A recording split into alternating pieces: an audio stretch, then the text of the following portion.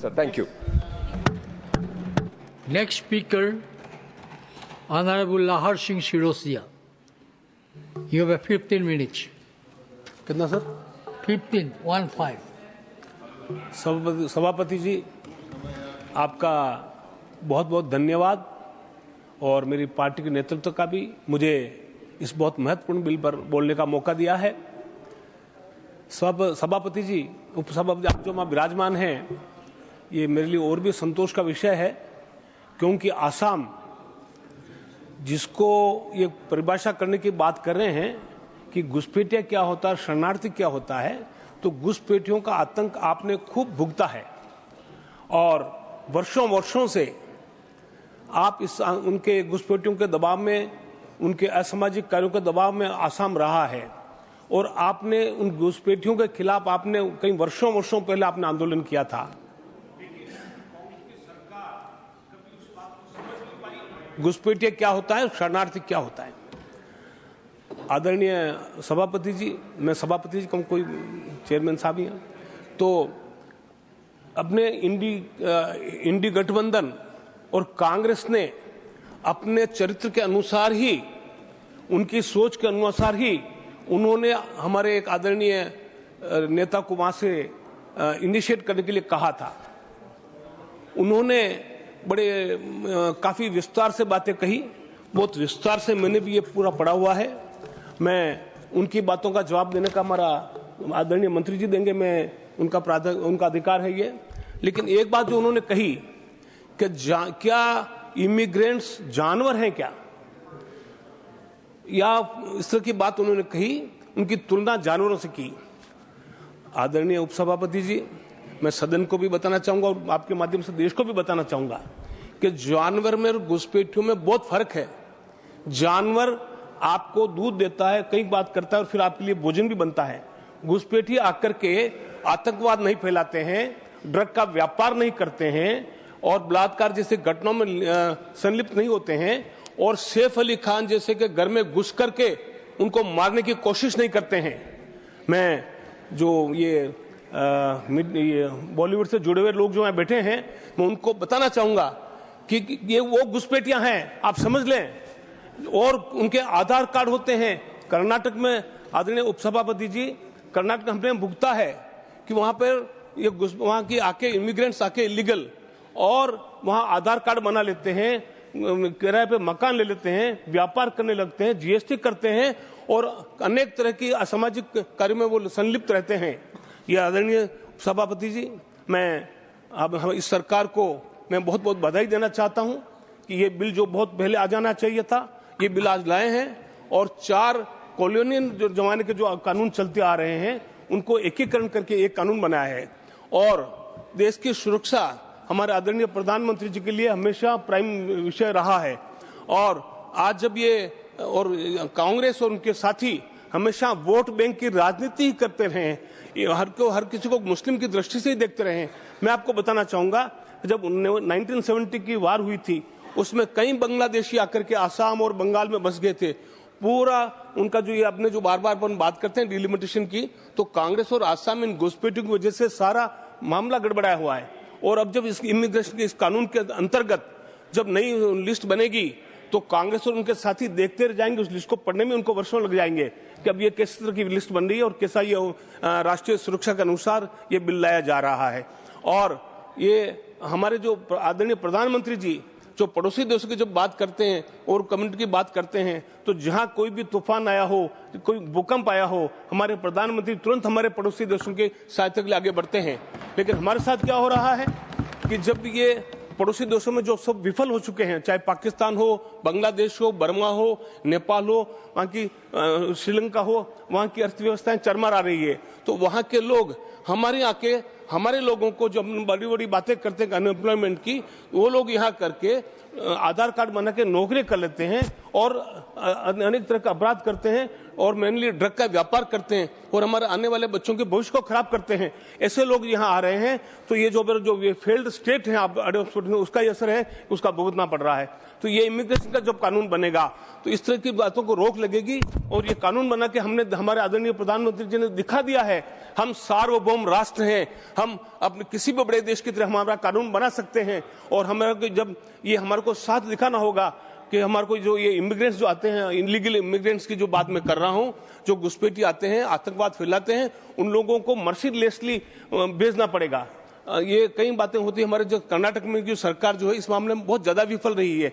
वहां बांग्लादेशी इतने भर गए हैं और बंगाली के नाम पे, उड़ीसा के नाम पे, आसामीज के नाम पे बांग्लादेश के लोग आ गए हैं, जाली आधार कार्ड बना के व्यापार करने लग गए हैं।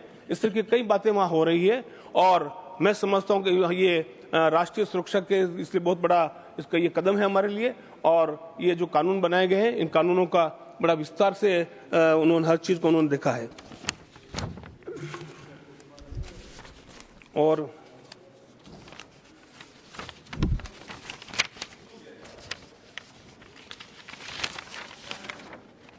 जैसा कि मैंने बताया, हम किसी समुदाय के खिलाफ नहीं है।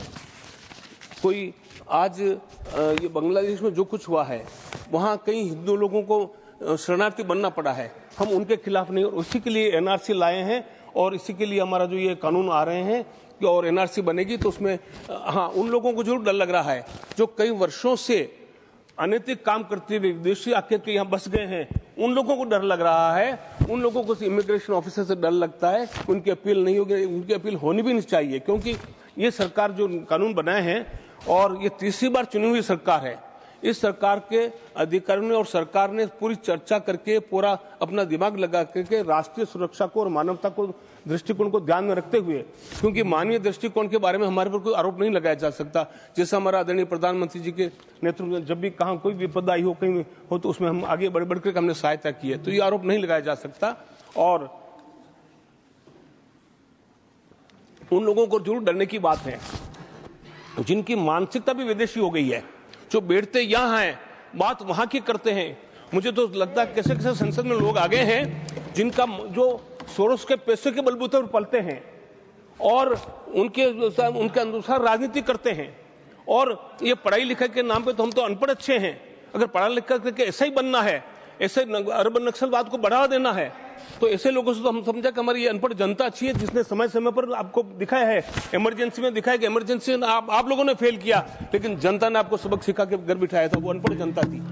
तो मैं समझता हूँ मुझे लानत है ऐसे पढ़े लिखे लोगों पर जो ऐसे आर्गुमेंट वहां से कर रहे थे, कानून में क्या क्या क्या क्या बातें कर रहे थे, जो राष्ट्रीय सुरक्षा के लिए जो हर हर क्लास है वो बहुत महत्वपूर्ण है, उस बात को ये झूठा ठहरा रहे थे। मैं समझता हूँ कि इन लोगों का जब ये कोर्ट में खड़े होते हैं, इनका ये कंपल्सन हो जाता है कि मर्डर करने वालों को भी, रेप करने वालों को भी कैसे बचाया जाए, उसके लिए कितना कितना बढ़िया कानून बताया जाए, कितना तर्क दिया जाए। लेकिन आज अब देश की सुरक्षा के लिए, देश की सुरक्षा के नाम पर जो बिल लाया जा रहा है, उसमें अपनी इन कानूनों की बारीकों को पकड़ पकड़ के आलोचना करने का ये कोई यह कोर्ट नहीं है, यह देश की सुरक्षा का सवाल है।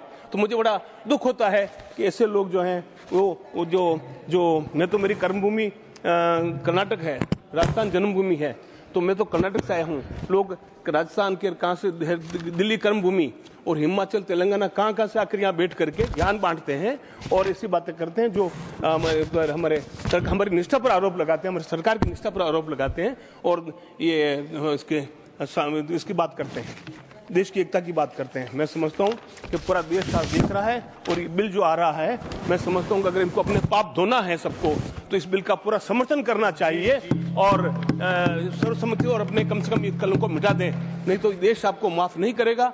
और मैं पुनः आपसे हमारे प्रधानमंत्री जी को और उनकी सरकार को पुनः बधाई देता हूं कि इतना महत्वपूर्ण बिल वो लाए हैं और उन्होंने ये दिखा दिया कि उनके लिए, आदरणीय प्रधानमंत्री मोदी जी के लिए देश की सुरक्षा ही सर्वोपरि है, देश के नागरिकों की सुरक्षा सर्वोपरि है और साथ ही साथ देश का विकास विकसित करना ही उनका सर्वोपरि, उनका भावना है, संकल्प है। तो उसके लिए उनको इसलिए बिल आया है और मैं समझता हूँ जब ये घुसपैठियों का और इनका जब आतंक खत्म होगा और इन दोषों को इलीगली निकाला जाएगा। और मैं और सरकार से अपील करना चाहता हूं कि अर्बन नक्सल जैसे लोगों पर जो कभी कभी सदन में भी आ जाते हैं, इन लोगों पर भी कोई कड़ी कार्रवाई करनी चाहिए। और कांग्रेस ने तो ऐसे भरे पड़े, भारत जोड़ो यात्रा के दौरान अर्बन नक्सल्स उनके साथ साथ यात्रा कर रहे थे, उनको आइडेंटिफाई करना चाहिए। मैंने इस पर कर्नाटक सरकार को और महाराष्ट्र सरकार को लिख के भी दिया उनके नाम के साथ में। तो ये अर्बन नक्सल के साथ में इस तरह का जो आतंक फैला रहे हैं, और कुछ ऐसे लोगों को मैं कहना चाहता हूँ अभी सुधर जाओ, देश की सुरक्षा का सवाल है, देश आपकी जनता आपको माफ नहीं करेगी, और अगर आप ऐसे ही आचरण रहा तो मैं सोचता हूँ आप, और वहाँ जो अभी संख्या आपकी घटती जा रही है, और अभी जो हमारे शायद वो कह रहे थे बहन के यहाँ लोग दिखाई नहीं दे रहे हैं, वहाँ और भी नहीं दिखाई देंगे। तो इसलिए मेरा ये है, और इसी बात के साथ बहुत बहुत धन्यवाद आपका। धन्यवाद समझ। अंडर व्हिच रूल स्टेट कि माननीय सदस्य का समाप्त हो जाए तब मैं बोलूं। इन्होंने He's speaking. No, one by one. Sir, मैं 2-3 बातें, इस सदन का अपमान किया है माननीय सदस्य ने ये कह के कि यहाँ अर्बन नक्सल आ गए। नाम उन्होंने किसी, मेरी बात हम तो बैठे, हम फिर बैठ जाते हैं, आप कह लें अपनी बात। It will be reviewed. If it is not under rule, appropriate action will be taken. Thank you. Second thing, sir, he has directly accused the advocate committee. Being an advocate, I feel offended. So I would just request you, you cannot call all the advocates like that. And he's a very senior member of Sheikh Manu Singhani. He is a very top man. Next speaker,